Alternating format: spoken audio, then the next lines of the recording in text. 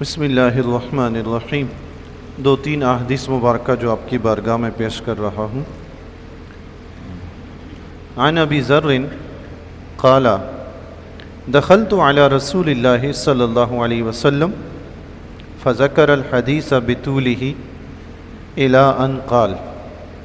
حضرت ابو ذر رضی اللہ تعالیٰ عنہ فرماتے ہیں میں حضور علیہ الصلوۃ والسلام کے پاس گیا، پھر انہوں نے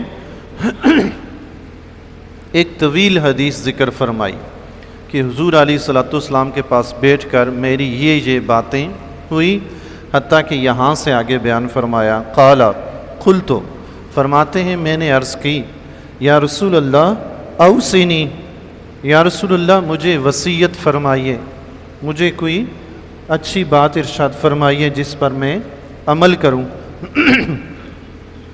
قال اوصیک بتقوی اللہ، حضور علیہ الصلوۃ والسلام نے فرمایا میں تمہیں اللہ سے ڈرنے کا حکم دیتا ہوں، تقوی اختیار کرنے کا حکم دیتا ہوں۔ فَإِنَّهُ أَزْيَنُ لِأَمْرِكَ كُلِّهِ، کیونکہ یہ تیرے ہر معاملے کو مزین کر دے گی، سنوار دے گی، خوبصورت بنا دے گی۔ سبحان اللہ، یہ اللہ کا جو تقوی ہے، یہ جو خوف خدا ہے، فرمایا اے ابو ذر یہ تمہارے سارے کاموں کو خوبصورت بنا دے گا۔ سبحان اللہ، اللہ کا تقوی، اللہ کا خوف۔ جس بندے کے اندر اللہ کا خوف پیدا ہو جائے نا، وہ کبھی بھی غلط کام نہیں کرتا، ہمیشہ اچھے ہی کام کرتا ہے۔ سبحان اللہ، تو خوف خدا نے ہر معاملہ سنوار دیا نا، خوبصورت بنا دیا ہے۔ سبحان اللہ۔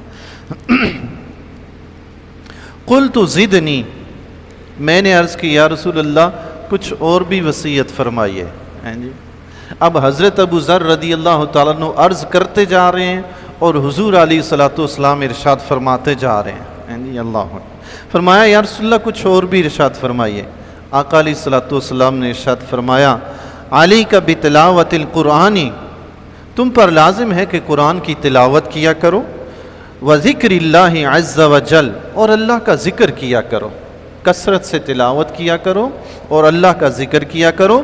فَإِنَّهُ ذِكْرُ لَكَ فِي السَّمَاءِ، کیونکہ یہ آسمان میں تمہارے لیے بھی ذکر ہوگا۔ سبحان اللہ، تم زمین پہ بیٹھے رب کی کتاب پڑھ رہے ہوگے، قرآن پڑھ رہے ہوگے، رب کا ذکر کر رہے ہوگے، آسمان پہ تمہارے چرچے ہو رہے ہوں گے۔ سبحان اللہ، رب اپنے فرشتوں کو بتائے گا میرے فرشتوں دیکھو کیا یہ وہی انسان نہیں جس کے بارے میں تم کہتے تھے کہ اس کو خلیفہ کیوں بنایا جا رہا ہے، دیکھو یہ وہاں نفس امارہ میں جکڑا ہوا، شیطان کے جال میں جکڑا ہوا، سب کو بلا کر پھر بھی مجھے یاد کر رہے ہیں۔ سبحان اللہ، زمین پہ یہ رب کا ذکر کر رہا ہے، آسمان پہ اس کا ذکر ہو رہا ہے۔ سبحان اللہ، کتنے عظیم ہیں وہ لوگ جن کا ذکر رب کے ہاں آسمانوں پہ ہوتا ہے۔ جی کتنے عظیم ہیں، ذرا دیکھیں تو صحیح نا، فرشتوں کی محفل میں اس کا چرچا ہو رہا ہے۔ جی وہ سبحان اللہ مسجد میں بیٹھا اللہ کا ذکر کر رہا ہے، قرآن کی تلاوت کر رہا ہے۔ سبحان اللہ، رب کی بارگاہ میں ذکر۔ سبحان اللہ، اس سے مجھے ایک اور حدیث یاد آئی اسی باب کی ہے، میں وہ بھی سنا دوں پھر میں آگے چلتا ہوں۔ حضرت انس رضی اللہ تعالیٰ عنہ سے روایت ہے، فرماتے ہیں قال قال رسول اللہ صلی اللہ علیہ وسلم اذا مدح الفاسق، حضور علیہ الصلوۃ والسلام نے ارشاد فرمایا جب فاسق کی تعریف بیان کی جاتی ہے، فاسق گناہگار شخص، بدکار شخص، جب بدکار شخص کی تعریف بیان کی جاتی ہے، غضب الرب تعالی، اللہ تعالی غضبناک ہو جاتا ہے، واہتز لہ العرش، اور اللہ کا عرش کانپنے لگتا ہے۔ اللہ اکبر، کبھی بھی کسی بد کردار کی تعریف مت بیان کیجیے۔ عموماً ہم جو ہے آج ہمارے معاشرے میں آپ دیکھیں گے، سبق تو کسی سے بھی حاصل کیا جا سکتا ہے، لیکن ہمارے ہاں صورتحال یہ ہے نہ اس کو نماز کا پتہ ہوگا، نہ دین کی کسی بات کا پتہ ہوگا، لوگ اس کی تعریفوں کے پل باندھے جا رہے ہوں گے۔ ذکر اس کا کریں جو اللہ کا ذکر کر رہا ہے، جو اللہ سے غافل ہے آپ بھی اس سے غافل ہو جائیں، اس کا نام بھی مت لیں۔ اگر اس کا نام لیں گے تو اللہ کا عرش کانپے گا۔ رب کو اتنا ناپسند ہے کسی بدکار کی تعریف کرنا، بالکل بھی نہیں۔ تعریف صرف اس کی ہوگی جو اللہ اور اس کے رسول کی تعریف کرے۔ علامہ خادم حسین رضوی رحمۃ اللہ علیہ فرمایا کرتے تھے عزت اس کی ہوگی جو رسول اللہ کی عزت کرے گا، جی تو تعریف بھی اس کی ہوگی جو اللہ اور اس کے رسول کی تعریف کرے۔ جو اللہ اور اس کے رسول کی اطاعت کے قریب ہی نہیں آتا وہ تو نام لینے کے قابل نہیں ہے، بندہ اس کی تعریف کیا کرے؟ جی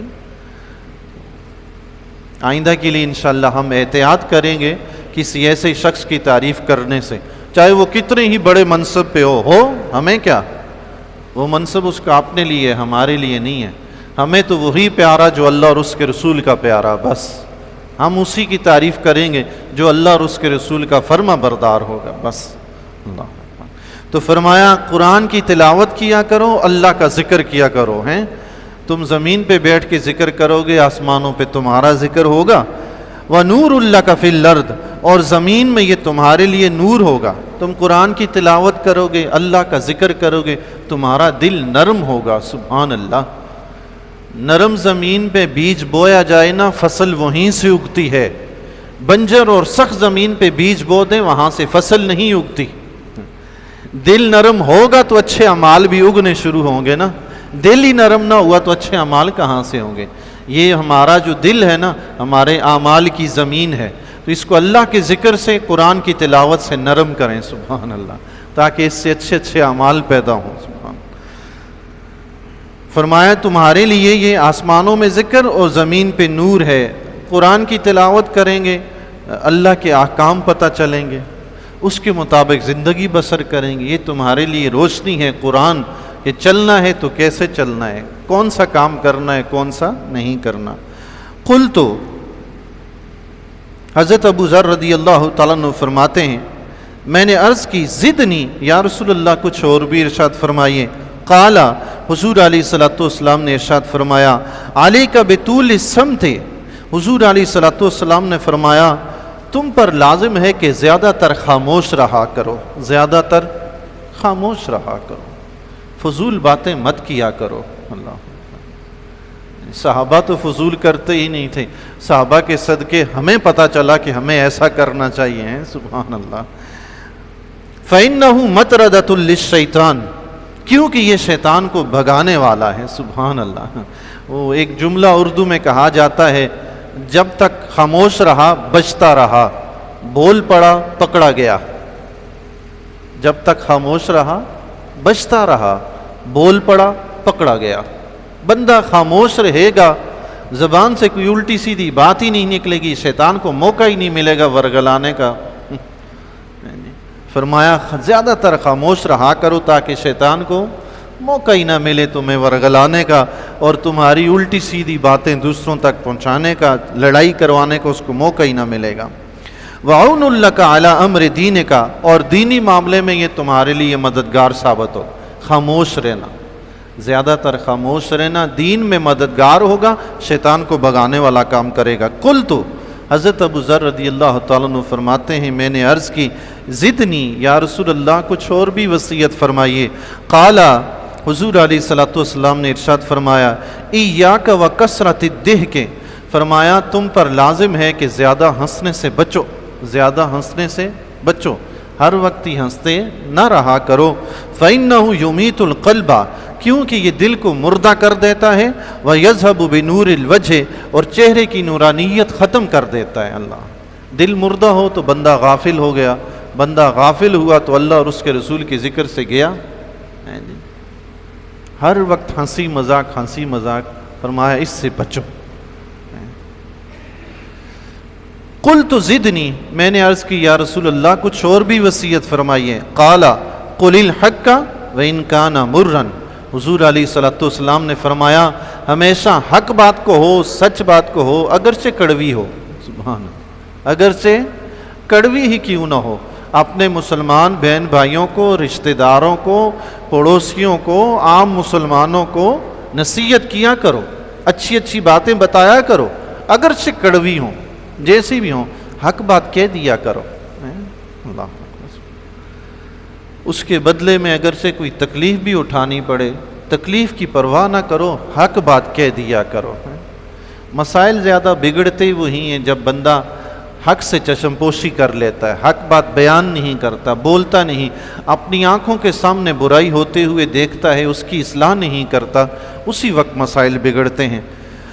قلت زدنی، عرض کی یا رسول اللہ کچھ اور بھی ارشاد فرمائیے۔ قال، حضور علیہ السلام نے ارشاد فرمایا لا تخف فی اللہ لومۃ لائم، فرمایا اللہ کے معاملے میں کسی کی ملامت کی پرواہ مت کرو، مت سوچو کہ دین کا معاملہ ہے، اللہ کا معاملہ ہے، میں نے یہ کر دیا تو معاشرے والے کیا کہیں گے، میں نے وہ کر دیا تو رشتہ دار کیا کہیں گے، میں نے ایسا کر دیا تو گھر والے کیا کہیں گے۔ کیا کہیں گے بھائی، جو کہنا ہے کہتے رہیں، ان کے کہنے کی پرواہ ہے، ایک کہنا اللہ اور اس کے رسول کا بھی تو ہے نا، اس کی بھی تو پرواہ ہونی چاہیے نا کہ اللہ اور اس کے رسول نے بھی کچھ کہا ہے جی۔ چہرے پہ داڑھی اس لیے نہیں سجاتے، گھر والے کیا کہیں گے، یہ داڑھی کیوں رکھ لی ہے تم نے، دوست اب آپ کیا کہیں گے، معاشرے والے کیا کہیں گے، بیوی کیا کہے گی، کیا کہے گی بھائی، وہ یہی کہے گی نا کہ داڑھی کیوں رکھ لی ہے، نبی کی سنت ہے بس رکھ لی ہے، کیا ہوا رکھ لی ہے، باقی بھی تو ہم کام کرتے ہیں نا، اتنے دنیا میں ہزاروں کام کرتے ہیں۔ تو اللہ کے نبی علیہ السلام نے فرمایا جہاں اللہ کا معاملہ ہو، دین کا معاملہ ہو، کسی کی پرواہ مت کرو۔ اس وقت تو صرف اور صرف اپنی پرواہ ہونی چاہیے بندے کو کہ میں نے اللہ اور اس کے رسول کا حکم نہ مانا، اس کی خلاف ورزی کی، میرا کیا ہوگا۔ دنیا والے تو جو کہتے ہیں وہ کہتے رہیں گے، دنیا کے معاملات کچھ ایسے ہیں میرے بھائی، دنیا والے اچھا کرو تب بھی خوش نہیں ہیں، برا کرو تب بھی خوش نہیں ہیں، وہ ہم سے کبھی خوش نہیں ہوں گے۔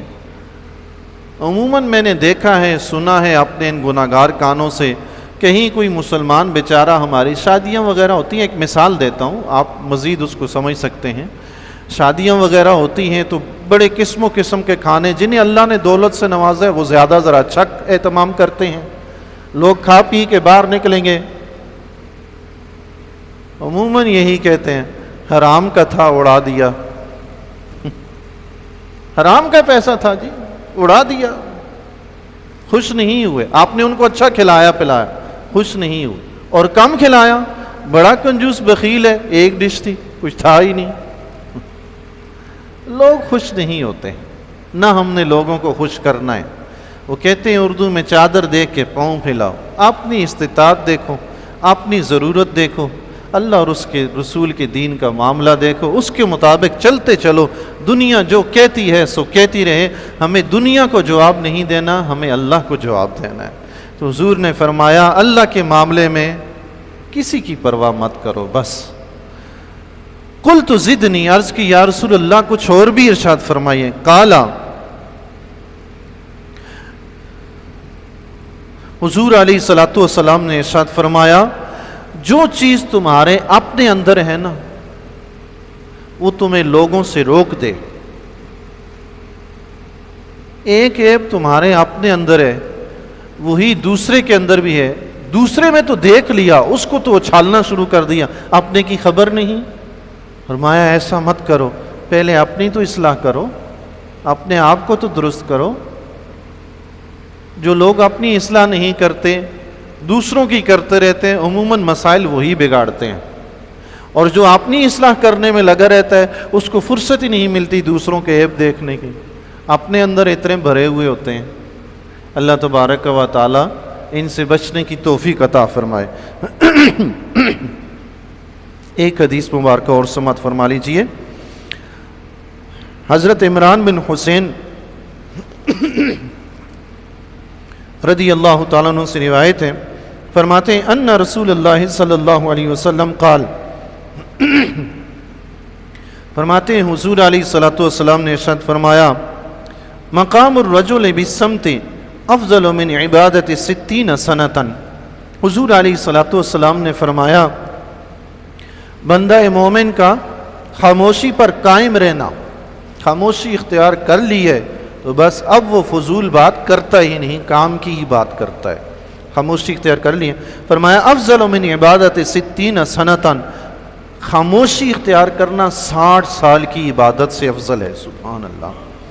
یہ ایک روایت میں نے ساعتن پڑھا تھا، کچھ دیر کے لیے، چند لمحوں کے لیے خاموشی اختیار کر لینا، فرمایا یہ 60 سال کی عبادت سے افضل ہے۔ اللہ اکبر۔ خاموشی میں اتنا فائدہ ہے، بندہ مومن کو بس کوشش کرنی چاہیے زیادہ تر خاموشی رہے۔ یہ غیبت، چغلی، بہتان، جھوٹ بولنے سے ہی تو پیدا ہوتے ہیں۔ بندہ خاموش رہے گا، نہ جھوٹ بولے گا، نہ غیبت کرے گا، نہ بہتان تراشی کرے گا، نہ عیب جوئی کرے گا، نہ چغلی کرے گا۔ یہ سارے کام بولنے سے ہی تو ہوتے ہیں۔ بزرگان دین نے لکھا ہے 80% اعمال گناہ، 80% برائیاں زبان کی وجہ سے ہو جاتی ہیں۔ اللہ، بندہ اگر زبان کو کنٹرول کر لے، قابو کر لے، اس کا مطلب ہے اس نے اپنے 80% اعمال پر قابو پا لیا۔ سبحان